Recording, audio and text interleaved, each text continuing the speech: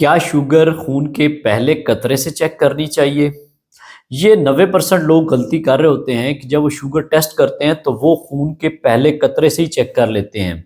जिसकी बुनियादी वजह ख़राब आने की शुगर ये है कि उससे आपके अगर हाथों पे कुछ लगा हुआ है या टिश्यू फ्लूइड की वजह से आपके शुगर लेवल थोड़े ज़्यादा आ सकते हैं। तो जब आप शुगर टेस्ट करें तो कोशिश करें पहले कतरे को आप ज़ाया कर दें, तो दूसरे कतरे से आप अपनी शुगर को चेक करें ताकि आपके नतीजे ठीक आएँ और आप अपनी शुगर को सही तरीके से देख सकें। अल्लाह हाफ़िज़।